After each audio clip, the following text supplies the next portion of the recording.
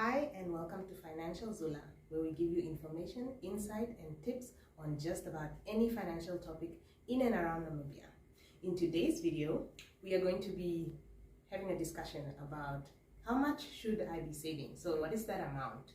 So like it's a debate, right? People have percentages like you should save 20% of your income, and like let's dig into whether it should be a percentage or there's other aspects that we should be looking at. Before we get into the video, just a disclaimer, this video does not constitute financial advice, and if you are looking for financial advice, please speak to a certified financial advisor.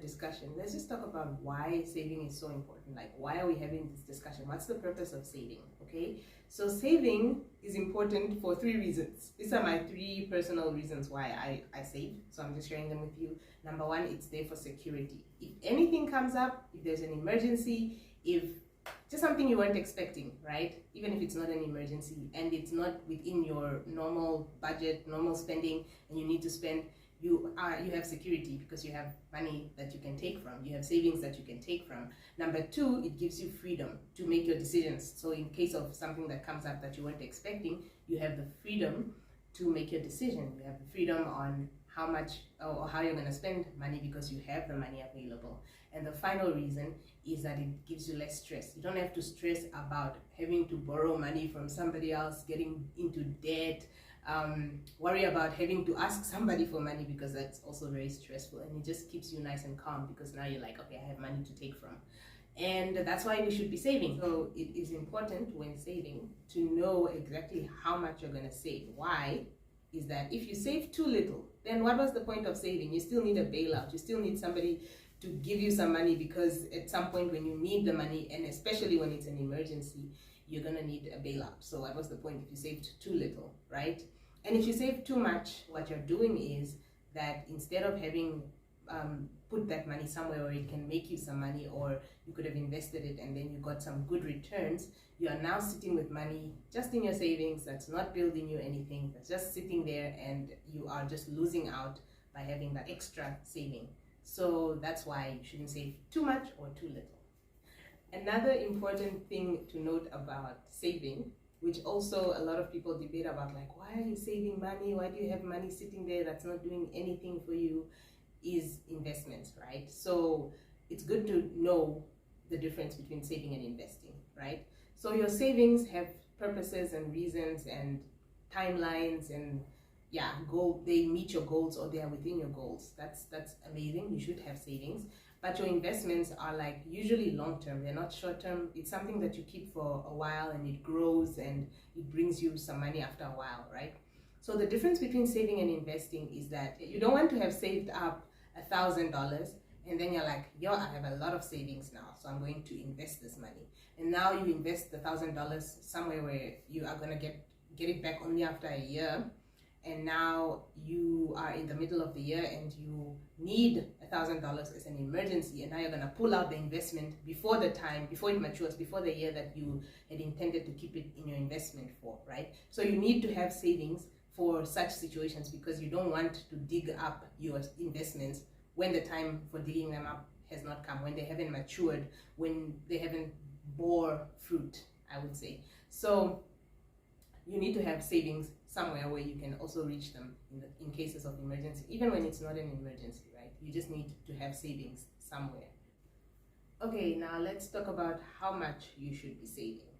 Okay, number one, I do not believe that there's a benchmark for saving. Okay, I don't believe that there's a certain percentage of your income that you should be saving. Why? Because people are just way too different. We are just way too different. Okay, first of all, we don't have the same income. Okay, we don't have the same amount of money coming in every month, every week. Even the frequency of how the money comes in is different.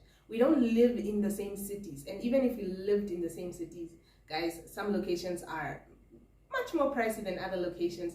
So we don't we don't pay the same living expenses. We don't go out to the same places. We don't buy the same food. There's just too much that's different about people. So it's not really appropriate to say, you know, you should be saving this much of your income, because it's just not true, all right? It's not appropriate to give a percentage, because now you're going to be putting pressure on somebody else, and then you are maybe, for one person it's too much pressure, and then for another person it's a little too little money because they have a lot more room to save and invest. So it's not, we shouldn't apply a benchmark.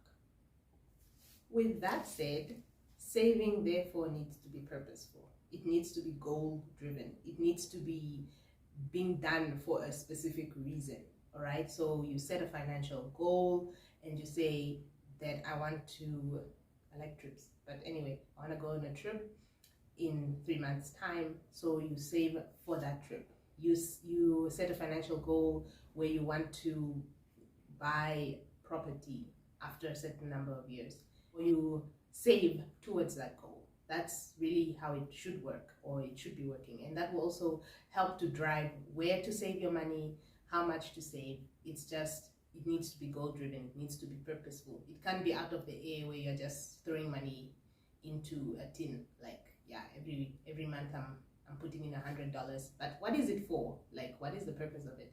If you don't have a purpose for the money, then you might end up just cutting up that tin, taking it out. I'm going out for this live your best life thing, or small money and enjoyment thing. So it needs to be purposeful. Otherwise, you can get distracted really quickly. The percentage that is suggested for saving, I think it's 20%. That really depends on you as a person. It really depends on whether you can afford to do it or not, all right? Otherwise, you should be setting your own percentage. You should be checking according to your budget, how much of your money can you really put away? How much of your money can you afford to put away? And that's really what you should be looking at when you are saving. And that sets your percentage. It's not necessarily the suggested one. That's, like, again, it's a suggestion. So it's not a fact that if you don't save that much, then you are failing at saving. That's not true, okay? Because a good example is if you earn 10K, and then they're like, no, 20% is the suggested saving. And then there you are, you're like, you need to save 2K, right? And now you live in Ventuk. Now you are paying rent every month. You are paying taxi every month. You have to buy food. Sometimes even have to send money back home, you know, black tax. Sometimes it's required. You are the only breadwinner in your house. And now they're telling you save 2K, and the truth is that you can only save 500. Now you feel the pressure of saving 2,000 when you really can't. It shouldn't determine how much you should save. That comes from you. It comes from how your money is spent or how much you really can put away, all right? So don't be pressured into saving that 20%. It's a suggestion. It's not fact, okay? And just because somebody is saving 2K and you are saving 500, you are not failing at saving, okay? It's part of living within your means. It's part of knowing how you spend your money. And it's part of knowing yourself and knowing your finances. So yeah, remember that. Thank you for watching the video. Thank you so much for tuning in. And yeah, I will see you in the next video. Hey guys, Financial Zula here. Don't forget to subscribe, hit the notification bell, and you guys will always be updated with everything financial.